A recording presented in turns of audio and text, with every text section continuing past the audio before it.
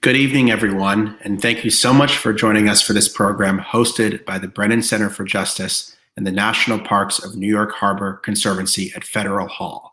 My name is Ari Berman, and I'm a senior reporter at Mother Jones and author of Give Us the Ballot, The Modern Struggle for Voting Rights in America.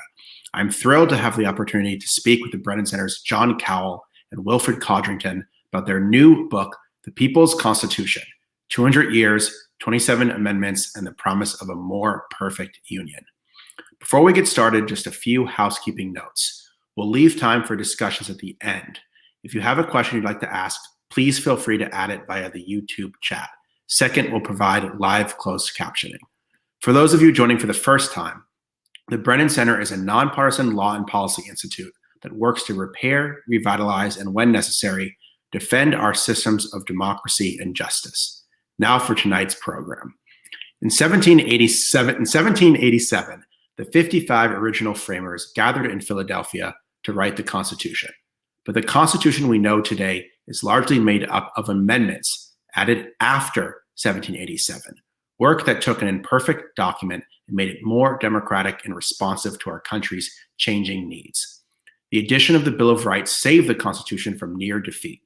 The post-Civil War battle over the 14th Amendment gave former slaves citizenship, and the 15th Amendment gave Black men the right to vote and banned racial discrimination in voting. The defeat and recent resurgence of an Equal Rights Amendment, now a century in the making, may yet enshrine the rights of women. Over the last 2 centuries, when Americans found themselves polarized along partisan or regional divides that blocked the normal channels of legal change, reformers were pushed to consider extraordinary means to achieve their aims. Which brings us to our conversation tonight with the authors of a great new book, The People's Constitution. A brief background on the authors. Wilfred Codrington is an assistant professor of law at Brooklyn Law School and a fellow at the Brennan Center. His work focuses on constitutional law, election law, race, and anti-discrimination. Wilfred has written pieces for The Atlantic, Slate, and U.S. News and World Report. John Kowal is the Brennan Center's Vice President of Programs, and his expertise includes constitutional reform and judicial independence. John authored an essay entitled The Improbable Victory of Marriage Equality, published in the Brennan Center's volume, Legal Change, Lessons from America's Social Movements. Welcome, John and Wilfred, and congrats on the book. Thank you, Ari. Great to join you guys, and I have a copy right here. So I want to ask you for our first question. It's been nearly 30 years since the Constitution was amended. And I actually had to look up what the last amendment to the Constitution was because it's a relatively obscure one. So why write a book now about the amendments to the Constitution when it seems pretty remote that we're going to get any new amendments to the Constitution anytime soon? Hey, I'll start out. Thank you, Ari, for moderating this discussion, and thank you for your work in reporting the critical issues affecting our democracy.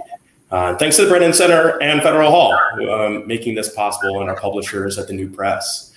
John and I wrote this book during this time because, frankly, we think America needs this history, and it can benefit from this history of having amendments and the ideas of amendment planted as seeds in their heads to start thinking about ideas for big structural change and change of our rights framework, frankly.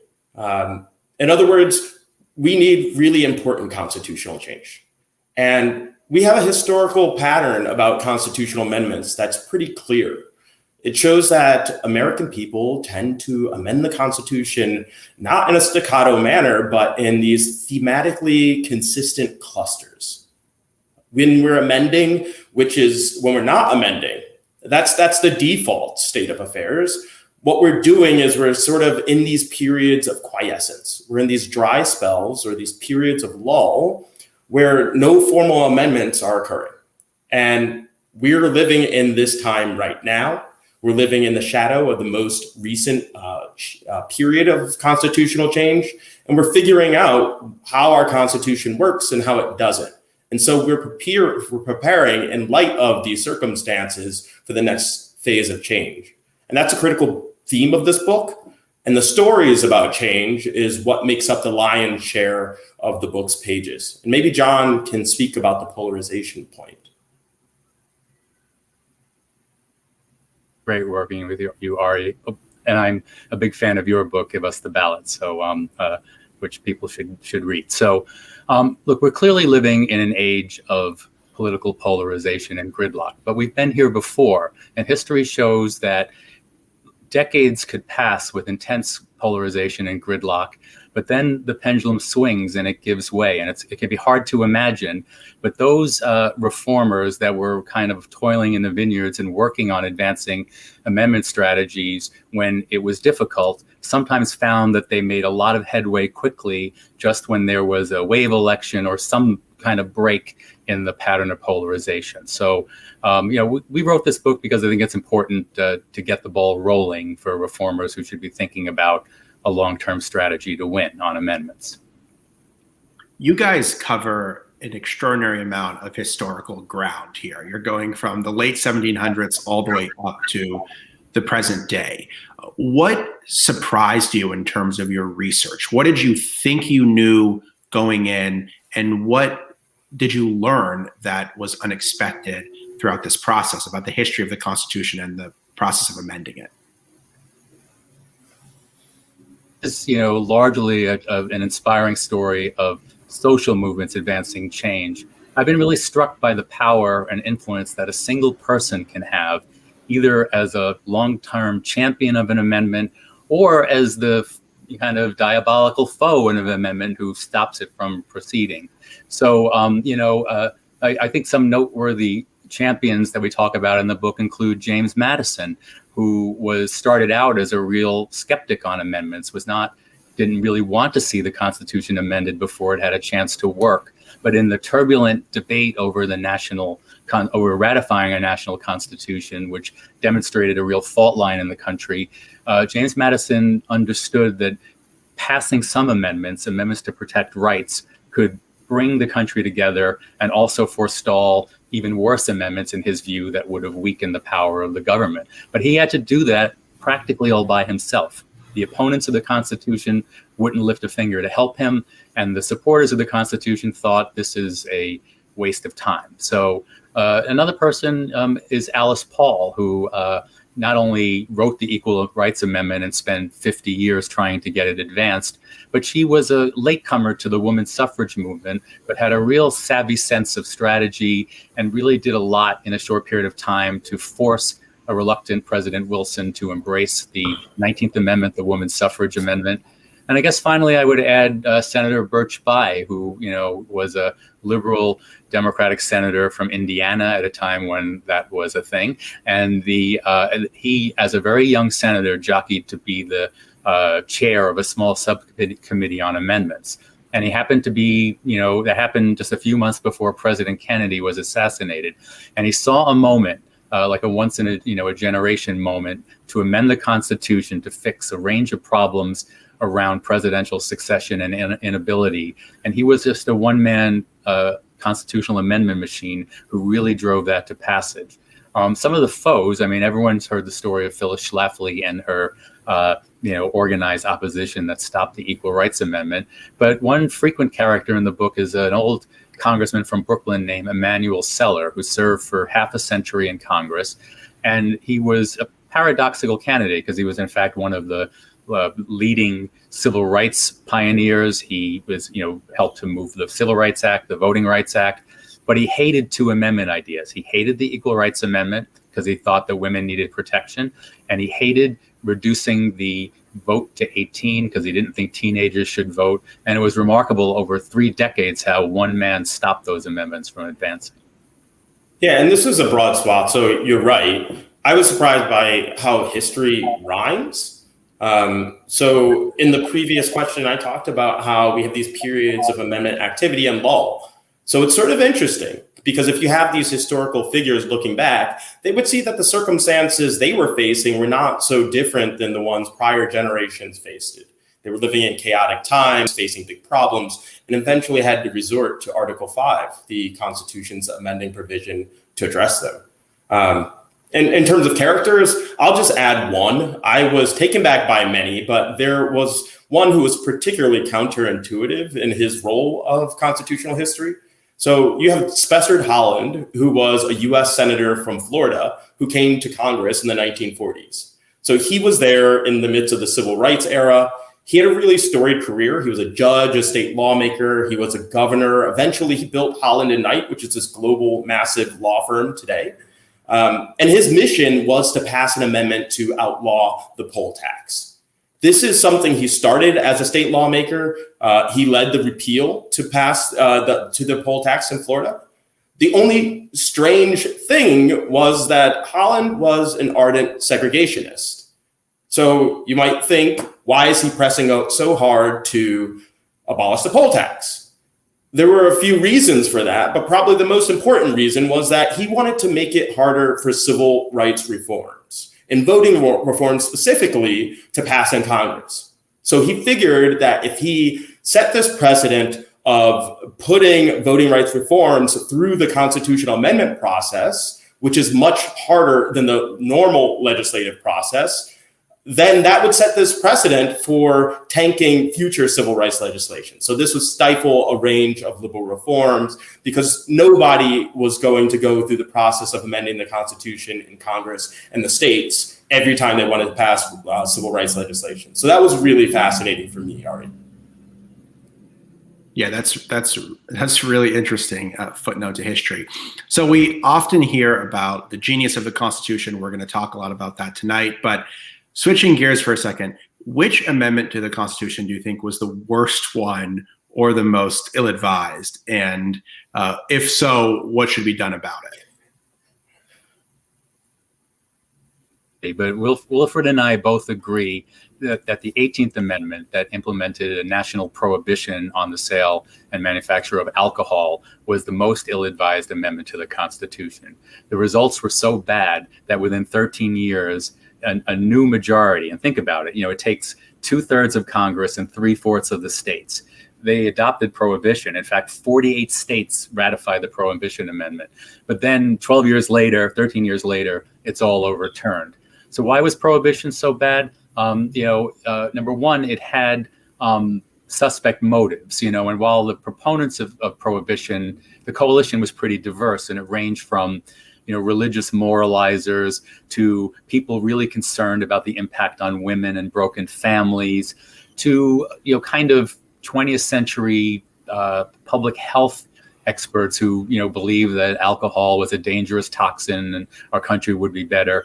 You had this, kind of unusual coalition that supported it, but you also had really ugly undercurrents. And you can't look at prohibition without looking at the kind of a white Anglo-Saxon Protestant majority in the country living in the heartland, troubled by the influx of immigrants with strange ways that often involved the use of alcohol. And so to some extent, the amendment really was like an attempt to stick it to these new populations. I should also add there were, very, you scratch the surface, lots of racial undercurrents too, where they, cared more about, abuse of alcohol among African Americans.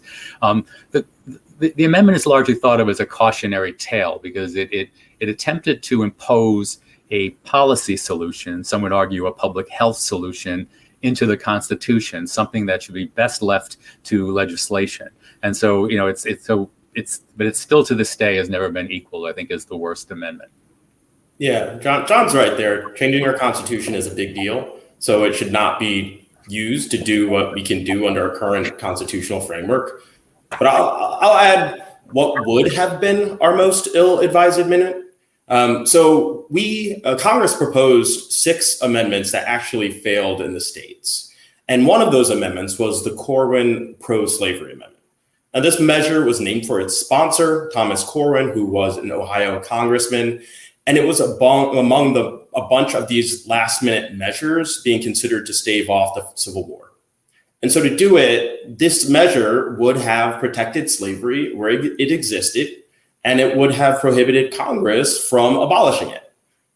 It passed in Congress at the last minute.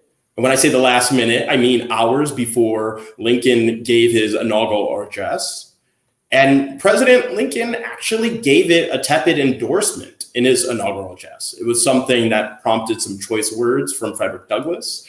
In the end, obviously, it failed. Only a handful of states actually ratified it, and the Civil War made it moot. But of course, we got the complete change of heart in Lincoln, and we got the 13th Amendment, which did the complete opposite thing, which is to outlaw slavery. What would be your choice for a 28th Amendment, a new amendment to the Constitution? I know there's a lot of things we need right now, but if you had to just narrow it down to one, what would it be? Yeah, the question is, where do we start, Ari? We are in dire need of some serious updating of the Constitution. But if I had to pick one now, I'd say an amendment to abolish the Electoral College. And this is near and dear to both of our hearts. It is really what prompted us to write this book. When Donald Trump became president, despite losing the national popular vote by nearly 3 million votes. I focus a lot of my scholarship on this issue, but in short, the presidency is a massive job. And it has become far more significant than the framers even expected, right? And in fact, there are governments where you split up the executive and you have multiple people serving simultaneously. So my fundamental belief is that the single person in the United States who is meant to represent all the United States should receive the votes of most of the United States. That seems plain and simple. That's how we run other elections. You know, whoever wins the most votes wins. But we have this janky electoral college structure that gave us two modern presidents. And frankly, they were not up to the job. And it also provided room for this potential to overturn the last election and the January 6th coup, right? So it boggles the mind to me why we have 538 electors choosing the president, not 330 million Americans. So I think there are a number of things we can choose, but I say the Electoral College needs to go. It's hard to argue with that, but I guess I would maybe put in a plug for one other amendment, and that would be one to change our haphazard system, our highly politicized system of selecting justices to the Supreme Court, and replacing life tenure with a system of regular appointments for limited terms. And the way this would work, and the idea has been fleshed out by the Brennan Center's Fritz Schwartz, one of our colleagues, but the way this would work is that every president would get 2 appointments. So essentially every 2 years of a 4-year term, there would be a new opening on the court. The justices would serve for 18 years and rotate off. And it would mean over time that every president elected to a 4-year term would get 2 justices. It would mean the composition of the court would not be determined by who retires strategically, who dies at an inopportune moment. It would more closely reflect the verdict of the American people in presidential elections. And the reason I elevate that is because, you know, as much as we want to talk in this book about the people stepping up to shape the Constitution as they see fit, the Supreme Court is always going to have an important role in interpreting the Constitution. And it would just be far better for America, I believe, if the membership of the Supreme Court was less politicized and more based on this fair system. So that's what I would vote for. So those are both 2 really interesting ideas. I agree with both of them. I want to pose questions to both of you about them. So John, first on the Supreme Court amendment. Does that need to go through an amending process, or could that just be done through legislation? I believe it needs an amendment. There are some people who talk about a statute doing this. Congress. I mean, there is no requirement that the Supreme Court have a certain number of members, right? So in that case, I guess they could start a different sort of appointment system. But I think the life tenure issue is a little thornier. And there are people who say, oh, you can move a justice to a different court and they still have life tenure. I believe, a change of this magnitude should be done by amendment. And I believe over time it could attract the kind of bipartisan support, good government support needed. And Wilfred, you talked about abolishing the Electoral College, and that gets to a major question just about how the Constitution has evolved over time. So can you talk about initially the debates over the Electoral College, what the founders actually intended, how it's evolved since then, and whether or not the system we have now is a system that someone like James Madison, for example, would have wanted or intended? Yeah, so the debates over the Electoral College were sort of wide ranging, and yet it was just a system we accepted because the framers thought it was the least bad option. So they considered having Congress choose the president, but they didn't want the president to be a lackey of Congress. They considered like choosing among governors and other range of reasons that just were not acceptable. So the sort of system that they got was the Electoral College that some of us know. We definitely know a lot more about it in the recent years. But it's where we have a handful of intermediaries choosing the president, right? And the idea for the founders was that these intermediaries would be well-informed people, men of stature, and they would know who was the best person suited for the job. In a way that, when information didn't travel well back then, they would be sort of really knowledgeable about what's going on. And it failed disastrously early on, right? Their original system, had the winner of the most electoral votes chosen as president and the runner-up chosen as vice president. So what that did was basically put two rivals on the same sort of governing platform. So that was bad. But then it fell disastrously in the election of 1800, as any Hamilton fan would know. It had a tie in the Electoral College with Thomas Jefferson and Aaron Burr pitted up against each other. It almost tore the country apart. And so they amended the Constitution with the 12th Amendment. And basically what they did was now the electors, instead of giving the presidency to the highest winner and the vice presidencies to the runner-up, they were selected on separate tickets. So you never got this tie between the president and vice president.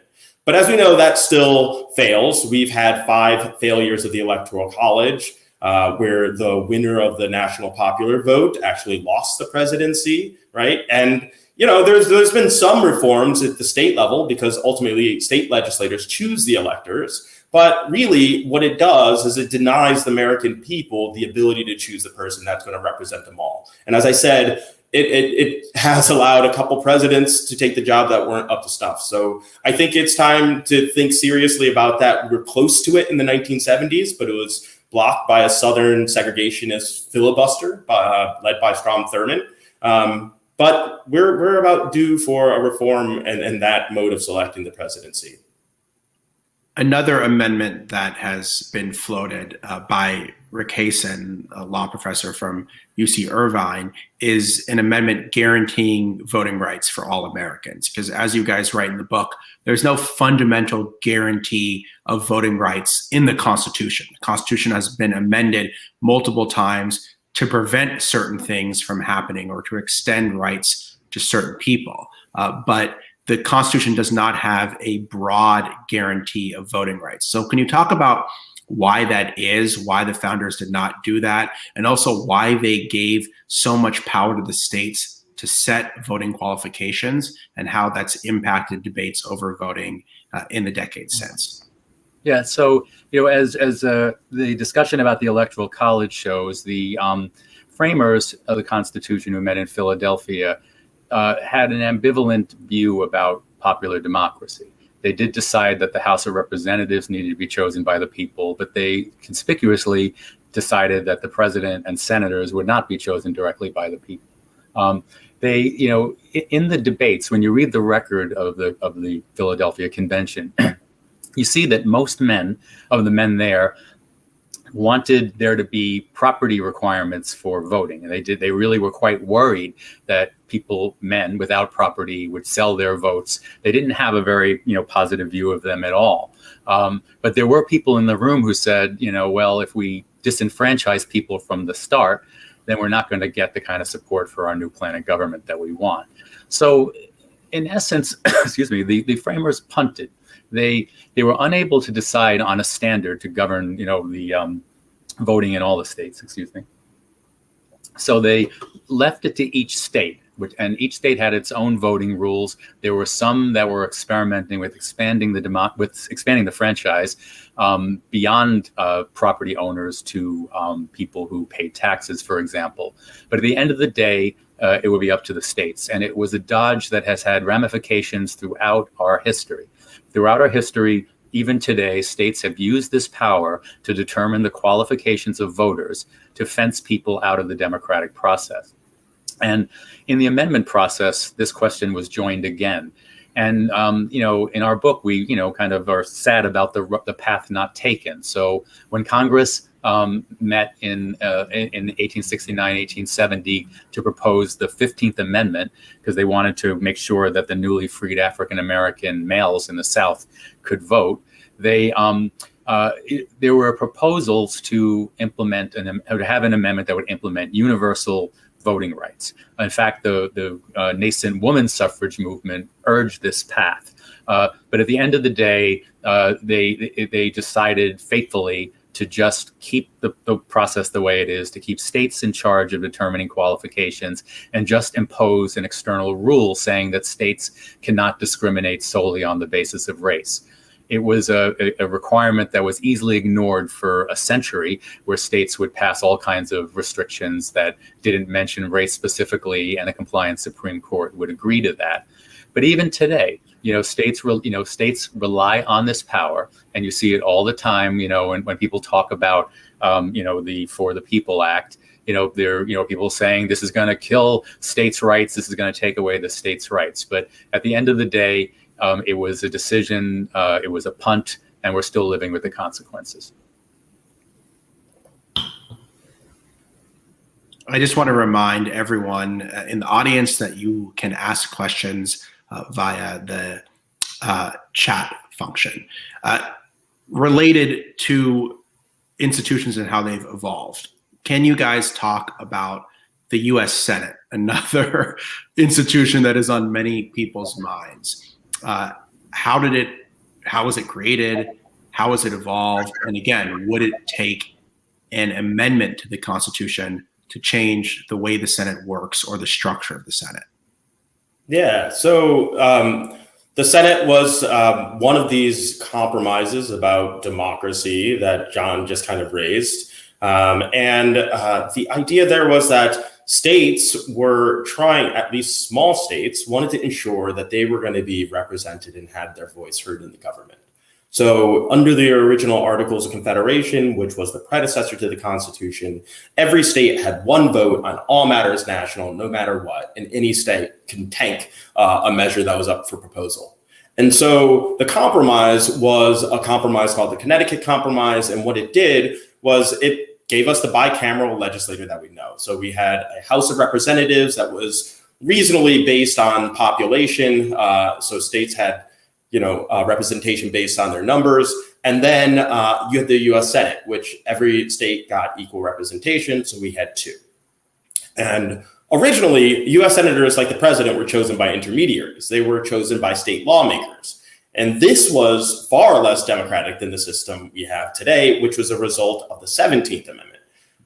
But that system where state lawmakers were choosing senators, it also tanked. It was basically leading to corruption. So these senators were more or less buying their seats or having their seats bought for them through shady contributions and campaign finance and bribery.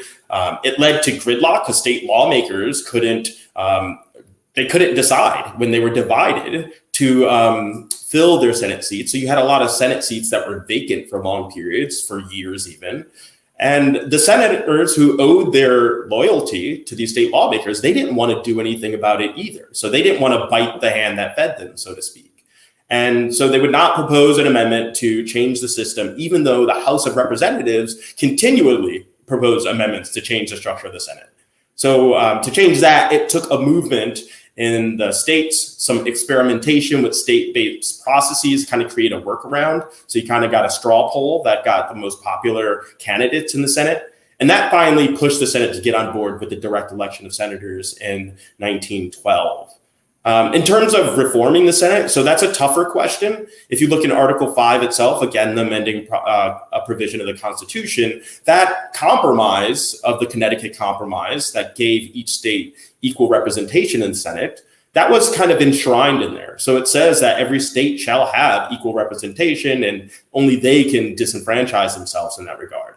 Now, what this means is difficult. It raises the question, is there a unconstitutional constitutional amendment, right? Can we have something permanent in the Constitution that we can't even amend out? That's a tricky theoretical question. But there are other approaches to doing this. So one thing is we could add more states to the union, right? And we have this Senate skew right now where Democrats represent 40 million more people than Republicans in the Senate. Now that's like cutting off California and then say, you don't matter, California, in terms of all your people. And that would equalize the representation in the Senate right now. So, adding states would help the problem at least. Adding DC as a state, DC is a federal territory that has the population of at least two other states, Wyoming and Vermont.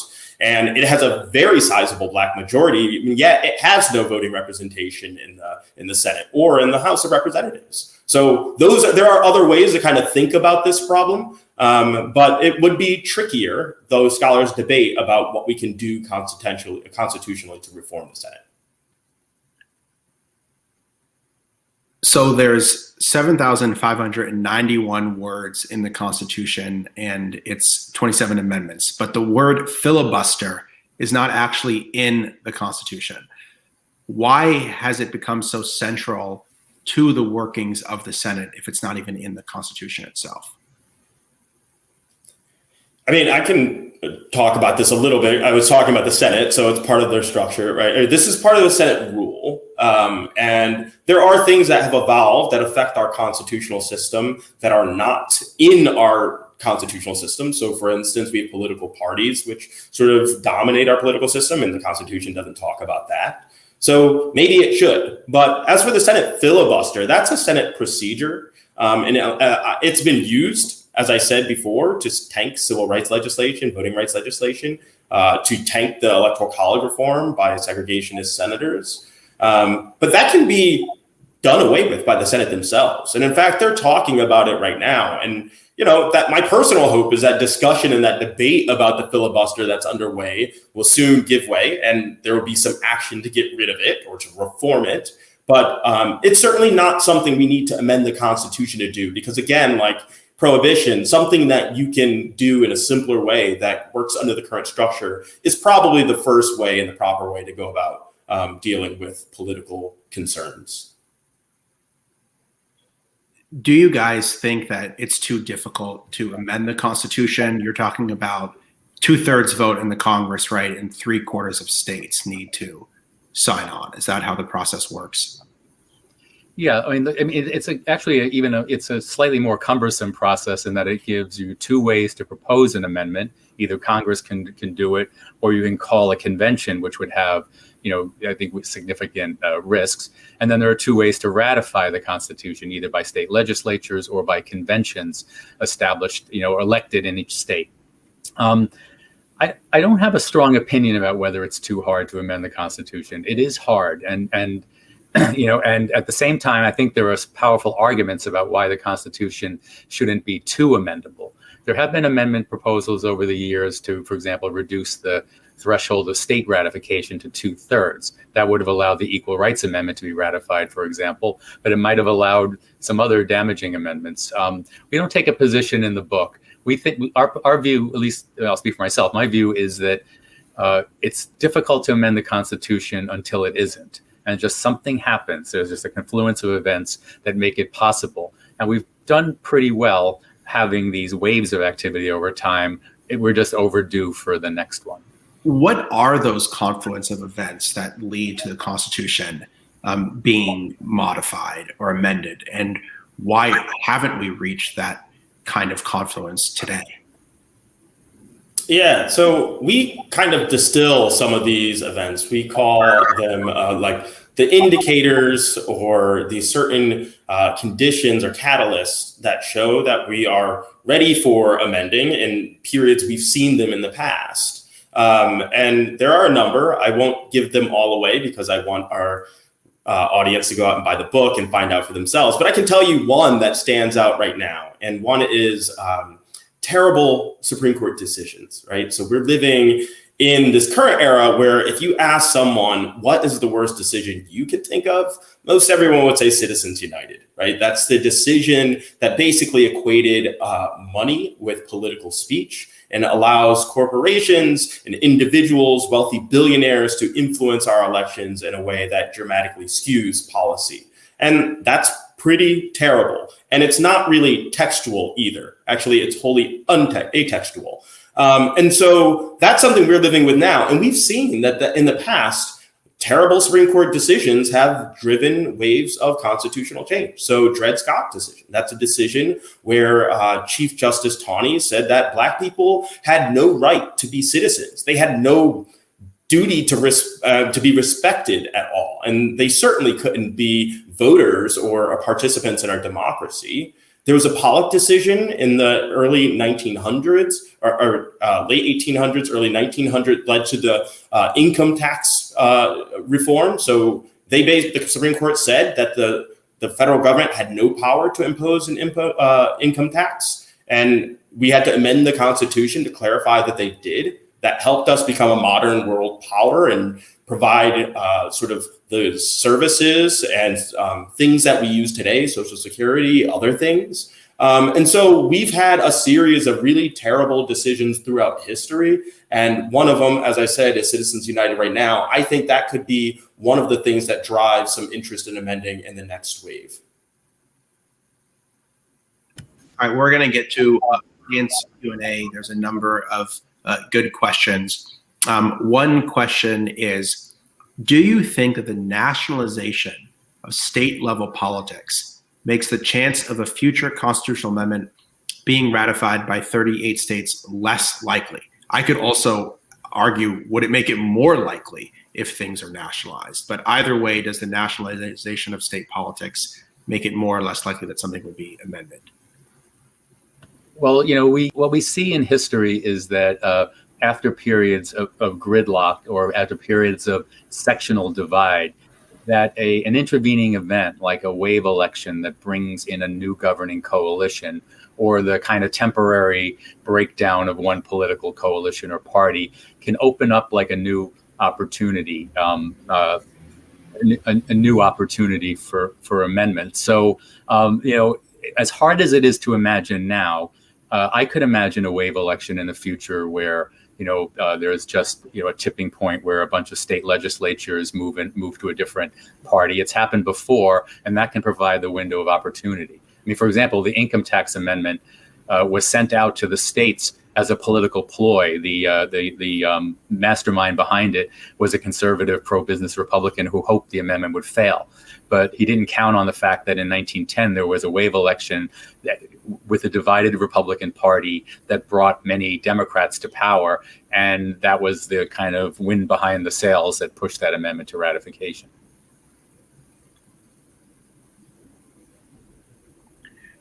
Another question. Why doesn't the Constitution have required periodic review or an amendment mechanism built in like some state constitutions? And just to add to that, did you compare how the federal Constitution compares to, for example, state constitutions or other constitutions in advanced democracies in terms of its amendment process? Yeah, so that's a good question. We are in New York City, so New York State requires a question every 2 decades or so to go out to the voters and ask, do you want to amend the Constitution? Should we go forth with this?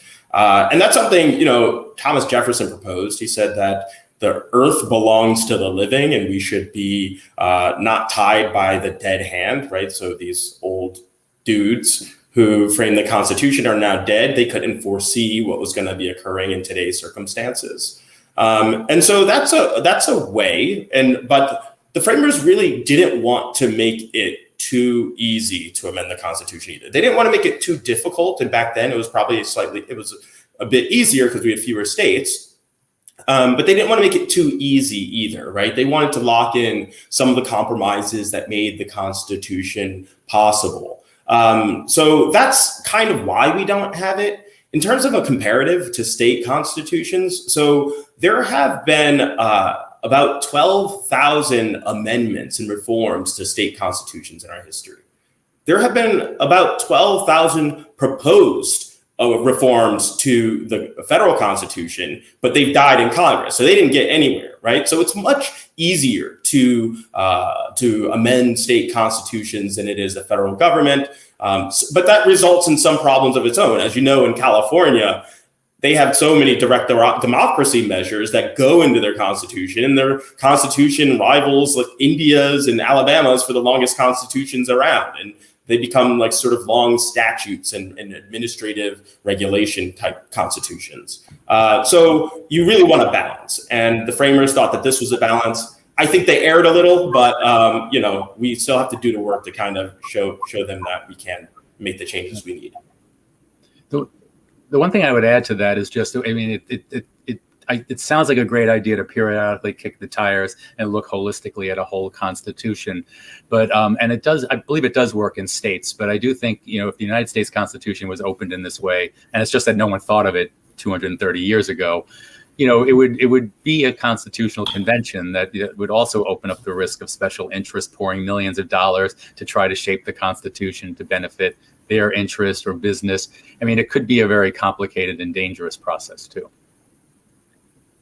Another question, which sort of piggybacks on one I asked earlier, which is why hasn't there been a successful amendment to the Constitution in so long? And if you look up the 27th Amendment, it's about pay raises for Congress, not exactly an earth-shattering last amendment. Yeah, not only was it earth-shattering, it also was proposed when the Bill of Rights was actually proposed. So it was this long sort of history of 200 years to actually being ratified. And it was contentious that it was actually ratified. Can an amendment stay alive, unratified for 200 years? Who knows? But that was something they had to deal with. But frankly, progressives have given up. It is progressives who have done all of the amending that has changed the Constitution in the country for the better. Conservatives have succeeded in a single amendment. They passed and ratified the 22nd Amendment. That was almost revenge politics, coming after FDR because he won so big and so frequently. So as soon as he died, they put forward their first legislative action was to put forward an amendment to limit the presidency to 2 terms. But really, since the 1970s, progressives have sort of given up because they lost the battle on the Equal Rights Amendment and a more complete DC amendment. And so they really need to get back to doing the work because they're dealing with a field right now because they're not doing anything that benefits conservatives. So if we're going to fix our nagging problems and move the nation towards more perfect, we need to get back to amending the Constitution to deal with some of the problems we're talking about today. Yeah, but I think one of the interesting chapters in the book is really the story of the last 50 years, because it wasn't as quiet as you would think in a dry spell, and that while progressives largely retreated from interest in amendments, there was a whole tremendous interest by conservatives. There were these two campaigns to call for a constitutional convention. One of them came within a state or two of happening in the 80s. And then in the 1990s, when Newt Gingrich took over Congress, the Republicans came incredibly close to passing several amendments. So there's actually a very exciting story, but it ended up not yielding any amendments to the Constitution, but not for lack of trying. Isn't there a push now by conservative states to try to call another constitutional convention to add an amendment? What do they actually want to do?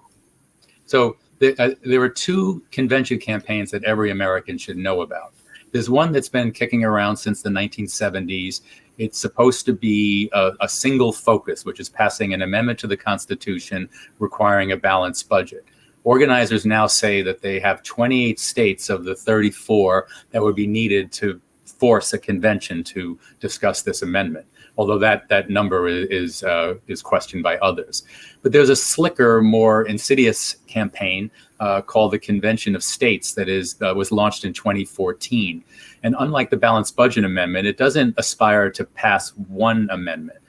They actually say they want to have a package of amendments, and what they want to do is essentially relitigate the compromises made in 1787 that gave us a strong national government that could meet the nation's needs and solve the nation's problems. And as they put it, go back to what the framers really intended, which isn't true, which is basically a much weaker national government. It would basically, they have actually done a trial run of this convention. The result was an amendment that would ban the income tax again, an amendment that would severely curtail Congress's power to regulate commerce between the states, which is the power that allows the United States to have Social Security, Medicare, and environmental laws. So it's a very radical campaign with a very glossy, feel-good, fuzzy PR effort around it. It's funded by corporate interests. Everyone should know about this, and everyone should make sure this does not happen. How concerned are you about that? Like, how much of a threat is it? It's a serious threat in my view. I do think that there's been the biggest danger was when these things chugged along without public awareness. That's why we came so close to a balanced budget amendment. But then once people started paying attention, people started questioning, what would happen if this convention took place. People worry about a runaway convention that could pass all kinds of other amendments to the Constitution. So I'm encouraged by the fact that a coalition of progressive groups has been very actively, trying not only to block these petitions, but to get states to roll them back, to withdraw them. So I remain optimistic that we can stop it, but only with vigilance. Another question from the audience. Can you share your thoughts on originalism and what it means in relation to constitutional amendments? And is originalism interpreting the Constitution as it was in the 1700s, or is originalism interpreting the Constitution and also its amendments? Yeah, so frankly, it depends on who you ask. Originalism is this theory of constitutional interpretation that is an inherently conservative theory, and I'd say a revisionist theory. And what it does is it basically says the Constitution means whatever you would have thought it to be meant back when the Constitution was ratified, or perhaps it means what was in the head of those ratifiers, which raises a number of questions. The ratifiers, the people who propose them in Congress, the people in the states, like what is the actual target here? It seems to be moving. It's problematic for many reasons. If you just think about the structure of our Constitution, not the 40% that came from amendments, but 60% that we had before that, well, my people weren't involved in that Constitution. So whatever they thought or whatever they believed the Constitution to mean would have never been considered to be authoritative.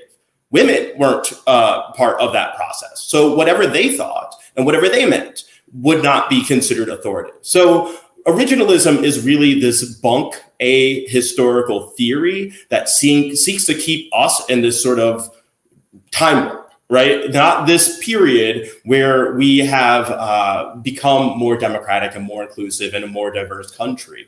There's a lot that can be said about originalism. There are a lot of scholars who spilled a lot of ink about this, but I would just say that it's not something that's that there's all sorts of problems with it. And we should really be thinking about not only a sort of more dynamic mode of constitutional interpretation, but also a more dynamic constitution where we're actually updating the text to deal with some of the problems that we face.